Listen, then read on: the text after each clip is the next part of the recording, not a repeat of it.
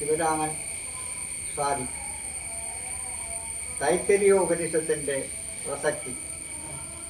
പ്രഭാഷണം ശിവരാമൻ സ്വാതി. കടപ്പാട് സ്വാമി മൃഡാനന്ദ. ഭക്ഷണം മോഷ്ടിക്കുന്ന ആളെ ആൾക്കൂട്ടം മർദ്ദിച്ച് കൊലപ്പെടുത്തുകയും ജനാധിപത്യ സംവിധാനത്തിന് മൂല്യശോഷണം സംഭവിക്കുകയും രാഷ്ട്രീയ നേതാക്കളെ ചോദ്യം ചെയ്യപ്പെടാൻ പാടില്ലാത്തവരാവുകയും താത്വിക ആചാര്യന്മാരും സാംസ്കാരിക നായകന്മാർക്കും മിണ്ടാട്ടമില്ലാതാവുകയും ചെയ്യുന്ന ഈ കാലഘട്ടത്തിൽ തൈത്തരീയോപനിഷത്തിൻ്റെ പ്രസക്തി ഏറുന്നു. പറയാതെ വയ്യ. ജീവിത ലക്ഷ്യം സുഖമല്ല, ജ്ഞാനമാണ്. എന്തിനെക്കുറിച്ചുള്ള ജ്ഞാനം എന്ന് ചോദിച്ചാൽ തന്നെക്കുറിച്ചുള്ള ജ്ഞാനം തന്നെ. ശരീരവും ആത്മാവും മനസ്സും കൂടി ചേരുന്നതാണ് മനുഷ്യൻ. അത് പഞ്ചഭൂത സഞ്ചയമാണ്. ജീവിതത്തെക്കുറിച്ച് ഭാഗികമായി മാത്രം ചിന്തിക്കുന്ന എന്ന് പറഞ്ഞാൽ ഭൗതിക ചിന്തയിലൂടെ മാത്രം ലഭിച്ച അറിവ് ദുർബലരെയും ദുഃഖിതരെയും മർദ്ദിതരെയും രാഷ്ട്രീയ ചിന്തയിലൂടെ സ്വതന്ത്രരാക്കുവാൻ ശ്രമിക്കുന്ന വ്യവസ്ഥിതിക്ക് വ്യത്യസ്തമായി തൻകാലിൽ നിന്ന് സ്വതന്ത്രരാകാൻ ഉപനിഷത്തുകൾ ഉദ്ഘോഷിക്കുന്നു. ജഗത് ഹൃദയത്തിൽ ഏകത്വമില്ലെങ്കിൽ നാനാത്വത്തെ നമുക്കറിയാൻ കഴിയുകയില്ല. നമ്മളും ഈശ്വരനും തത്വത്തിൽ ഒന്ന് തന്നെ. ഈശ്വരൻ നമ്മളിൽ നിന്നും അകലത്തിൽ കഴിയുന്ന ഒരു ചക്രവർത്തിയല്ല. നമ്മളിലെല്ലാം ഈശ്വരൻ കുടികൊള്ളുന്നു. അതുകൊണ്ട് നമ്മളെല്ലാം രാജാക്കന്മാരാണ്. പ്രപഞ്ചത്തിലുള്ള വസ്തുക്കളെല്ലാം പരിണാമഭേദങ്ങളിലൂടെ ഉണ്ടായതാണെന്ന് ശാസ്ത്രം പറയുന്നു. അത് ഈശ്വരനെ പറ്റിയുള്ള ഉപനിഷത്ത് വാക്യത്തെ സാധൂകരിക്കുന്നു. ഒരേ ശക്തിയുടെ പ്രകാശഭേദങ്ങളാണ് സർവ്വവസ്തുക്കളെന്നും ആ ശക്തി സർവ പദാർത്ഥങ്ങളുടെ ആകെത്തുകയാണെന്നും പ്രകൃതിശാസ്ത്രം നമ്മെ ഉദ്ബോധിപ്പിക്കുന്നു. സദാചാരം സ്വാതന്ത്ര്യത്തിലേക്കുള്ള മാർഗമാണ്. ദുരാചാരം ബന്ധനത്തിലേക്കുള്ളത്. സദാചാരം എന്ന് കേട്ടാൽ ഉറഞ്ഞു തുള്ളുന്നവരുണ്ടാവാം. അവർ ഭൗതിക ലക്ഷ്യത്തോടുകൂടി വർത്തിക്കുന്നവരാണ്. പുരാണങ്ങൾ മിക്കവാറും വ്യക്തി ചരിത്രങ്ങളാണ്. എന്നാൽ വേദങ്ങൾ അഥവാ ഉപനിഷത്തുകൾ മുഴുവനും താത്വിക ജ്ഞാനമാണ്. വേദങ്ങളുടെ പൂർവഭാഗമായ കർമ്മകാണ്ഡത്തിൽ കർമാർത്ഥകാമങ്ങളെ പറ്റി പറയുന്നു. ഉത്തരഭാഗത്ത് മോക്ഷപ്രാപ്തിയെക്കുറിച്ചും സംസാരിക്കുന്നു. പൂർവഭാഗമായ കർമ്മകാണ്ഡത്തിൽ ജീവനുള്ള വസ്തുക്കളെല്ലാം പ്രവൃത്തിയെ ചെയ്യണം എന്ന് നിഷ്കർഷിക്കുന്നു. കർമ്മണ്യേന വരേണ്യ, കാം കരോ, വാട്ട് ടു ഡു, പ്രവൃത്തിയെ ചെയ്യുക എന്ന് പറയുന്നു. അങ്ങനെ പ്രവൃത്തി ചെയ്യാത്ത ആളുകളെ സംബന്ധിച്ചോളം അവരുടെ ദേഹ സംരക്ഷണം തന്നെ അവതാളത്തിലാകും.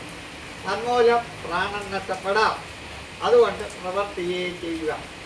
ഹയതാ വിഷയാ പുംസഃ സംഗതോഷോഭിതജായതേ സംജായതേ കാമഃ ക്രോധാൽ ഭവതി സമ്മോഹം സമ്മോഹാത് വിപ്രമം വിപ്രംശോ ബുദ്ധിനാശ പ്രണശതി. ക്രോധം ഉണ്ടായാൽ അത് കാര്യകാര്യ ജ്ഞാനത്തെക്കുറിച്ച് അറിവില്ലാതാവുകയും തന്നിമിത്തം ഓർമ്മശക്തി നഷ്ടപ്പെടുകയും ഓർമ്മശക്തി നഷ്ടപ്പെട്ടാൽ ബുദ്ധിക്ക് ധ്വംസം സംഭവിക്കുകയും തന്മൂലം പ്രാണൻ നഷ്ടപ്പെടുകയും ചെയ്യുന്നു. മോഡേൺ സൈക്യാട്രി വരുന്നതിന് മുമ്പ് തന്നെ വേദാന്ത കാലത്ത് തന്നെ ഭ്രാന്ത് അല്ലെങ്കിൽ മാനസിക വൈകല്യം എങ്ങനെ ഉണ്ടാകുന്നു എന്ന് പറയുന്നു. അതിന് ആയുർവേദത്തെ കൊണ്ട് ചികിത്സിക്കണമെന്നും പറയുന്നു. അങ്ങനെ ചികിത്സിച്ച് ഭേദമായാൽ തന്നെ വീണ്ടും പ്രവൃത്തി ചെയ്തില്ലെങ്കിൽ വീണ്ടും ഭ്രാന്തി വരാം. ഓറഞ്ച് കച്ചവടം ചെയ്ത് നഷ്ടം വന്ന ഒരാൾ അതോർത്ത് വിഷമിച്ചിരിക്കാതെ അയാൾ തേങ്ങാ കച്ചവടം ചെയ്യുക. അപ്പൊ തേങ്ങാ കച്ചവടം ചെയ്യാൻ അയാൾ ധർമ്മിഷ്ഠനാണെങ്കിൽ തീർച്ചയായും ഈശ്വരന്റെ പിന്തുണ അവിടെ ഉണ്ടാകും. ഋഷീശ്വരന്മാർ ധ്യാനയോഗത്താൽ ബുദ്ധി കൊണ്ട് കണ്ടുപിടിച്ച വിശിഷ്ട തത്വങ്ങളാണ് വേദങ്ങൾ. ആധുനിക ശാസ്ത്രം യന്ത്രത്തിന്റെ സഹായത്തിലൂടെ എത്തിച്ചേരാൻ ശ്രമിക്കുന്ന പരമലക്ഷ്യത്തിൽ വേദാന്തികൾ അധ്യാത്മിക മാർഗത്തിലൂടെ എത്തിച്ചേരുകയാണ്. യജുർവേദത്തിന്റെ ഭാഗമാണ് തൈത്തരീയോ ഉപനിഷത്ത്. ധാർമ്മിക ജീവിതത്തിൽ ഉപേക്ഷ വരുന്നവർക്ക് ആത്മസാക്ഷാത്കാരം അസാധ്യമായി തീരുന്നു. അനന്തരം തൈത്തരീയോ ഉപനിഷത്ത് വാച അന്നം നിന്യാത്വൃതം പ്രാണോവ അന്നം ശരീരം അന്നാദം പ്രാണേ ശരീരം പ്രതിഷ്ഠിതം. ശരീരം എന്ന് പറയുന്നത് അന്നത്തെ കൊണ്ടുപോയി പ്രവർത്തിക്കുന്ന അന്നത്തെ നിന്ദിക്കരുത്, അതൊരു ഗുണമായി കരുതണം. പ്രാണൻ അന്നമാകുന്നു, ശരീരം അന്നത്തെ ഭക്ഷിക്കുന്നു, ശരീരം പ്രാണനിൽ പ്രതിഷ്ഠമായിരിക്കുന്നു. ഇതിൽ ഒന്ന് വേർപെട്ട് പോകുമ്പോൾ ശരീരത്തിൽ നിന്ന് പ്രാണൻ വേർപെട്ട് പോകുമ്പോൾ അന്നം കഴിക്കാതിരിക്കുമ്പോഴാണ് പ്രാണൻ വേർപെട്ട് പോകുന്നത്. അങ്ങനെ പ്രാണൻ വേർപെട്ട് പോകുമ്പോൾ ശരീരം ശരീരം ഇല്ലാതാകുന്നു, ആയുസ് തീരുന്നു. അന്നം കഴിക്കാനിരിക്കുമ്പോൾ അന്നത്തെ കുറ്റം പറയരുത്. നമുക്ക് കിട്ടിയ ഭക്ഷണം അതിന് ചിലപ്പോൾ എന്തെങ്കിലുമൊക്കെ തകരാറുകൾ ഉണ്ടായിരിക്കും. എന്നാൽ തന്നെ നമ്മൾ കുറ്റം പറയരുത്, അന്നത്തെ നിന്ദിക്കരുത്. ഉള്ളത് കൊണ്ട് തൃപ്തിപ്പെടണം. ചെറിയ കുറച്ച് ആഹാരമേ കഴിക്കുള്ളൂ, അല്ലെങ്കിൽ അത്ര വിശിഷ്ടമല്ല ഭോജ്യം, എന്നാലും അതിനെ കുറ്റം പറയരുത്. പൂജയെ ദർശനം നിത്യമധ്യാദി ചെയ്തത ഉത്സയാൻ ദൃശ്യാഹിസേത് പ്രസീത്. അന്നത്തെ പൂജിക്കണം, അന്നത്തെ കാണുമ്പോൾ തന്നെ നമ്മൾ സന്തോഷിക്കണം. അന്നത്തെ നശിപ്പിച്ച് കളയുകയോ വേണ്ടാന്ന് പറയുകയോ കളയുകയോ ചെയ്യരുത്.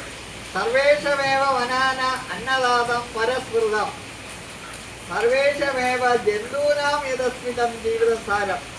എല്ലാവരും അന്നത്തെ ധാരാളം ഉണ്ടാക്കുകയും അവ വീട്ടിൽ വരുന്നവർക്ക് വളരെ ഉപചാരപൂർവം നൽകുകയും വേണം. ആ ഉപചാരത്തിൻ്റെ തോതനുസരിച്ചാണ് നമുക്ക് അതിൻ്റെ ഫലപ്രാപ്തി ലഭിക്കുക. ഇത് പൗരാണിക ഭാരതത്തിലെ ഒരു സാമാന്യ നിയമമായിരുന്നു. വീട്ടിൽ വരുന്നവർക്ക് ഉപചാരപൂർവ്വം ഭക്ഷണം നൽകുക എന്നുള്ളത് പൗരാണിക ഭാരതത്തിലെ ഒരു നിയമമായിരുന്നു.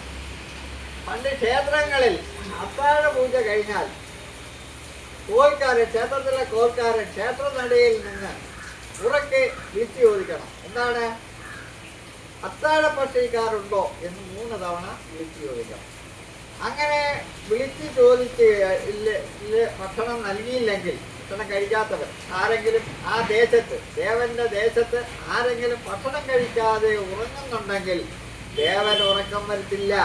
അങ്ങനെ ദേവൻ ഉറക്കം വരാൽ അത് ദേവചൈതന്യത്തെ ബാധിക്കും. അതുകൊണ്ട് ആരെങ്കിലും ഭക്ഷണമില്ല, കിട്ടിയില്ല, അത്താഴ ഭക്ഷിക്കാനാണെന്ന് പറഞ്ഞ് വന്നാൽ ദേവന് നിവേദിച്ച വിശിഷ്ട നിവേദ്യം ഉരുളിയോടുകൂടി ശാന്തിക്കാരൻ അത് പുറത്ത് നൽകേണ്ടതാണെന്ന വ്യവസ്ഥ ഉണ്ടായിരുന്നു. നമുക്ക് അങ്ങനെ അത് നടപ്പാക്കുന്ന ഭരണാധികാരികളും നമുക്കുണ്ടായിരുന്നു. ഇപ്പോൾ നാനാജാതി മതസ്ഥരും അന്നദാനം നടത്തുന്നതിൽ ഉൾപ്പേരായിരിക്കുന്നതിൽ സന്തോഷമുണ്ട്. അന്നാദിവേ പ്രജാഹം പ്രജായന്തി അധോ അന്നേന ജീവന്തി അന്നം ഹി സർവഭൂതാനാം ജ്യേഷ്ഠം തസ്മാ സർവ ഔഷധമുച്യതേ. ഭൂമിയിലുള്ള എല്ലാ ജീവജാലങ്ങളും അന്നത്തിൽ നിന്നുണ്ടാകുന്നു, അന്നത്താൽ ജീവിക്കുന്നു. അവസാനം നമ്മുടെ ശരീരം അന്നമായി തീരുന്നു മറ്റുള്ള ജീവികൾക്ക്. അന്നമയമായ കോശത്തിനുള്ളിൽ സൂക്ഷ്മാവസ്ഥയിൽ സർവത്ര പ്രാണമയനായ ആത്മാവ് കുടികൊള്ളുന്നു. ആത്മാവ് നഷ്ടമായാൽ ആയുസ് തീരുന്നു. അതിനാൽ അന്നം സർവ ഔഷധം എന്ന് പറയുന്നു. അന്നദാനം സർവധനാൽ പ്രധാനം. അവനവൻ ആത്മസുഖത്തിന് ആചരിക്കുന്നവ അവരന് സുഖത്തിനായി വരേണം എന്ന് ആത്മ ഉപദേശ ശതകം പറയുന്നു. നിർത്തട്ടെ. ഈ ചാനൽ ഇഷ്ടപ്പെട്ടാൽ സബ്സ്ക്രൈബ് ചെയ്യുകയും ലൈക്ക് ചെയ്യുകയും ചെയ്യണമെന്ന്. മറ്റൊരു വീഡിയോയുമായി നമുക്ക് വീണ്ടും കാണാം. നമസ്തേ, നമസ്കാരം, വന്ദേ മാതരം.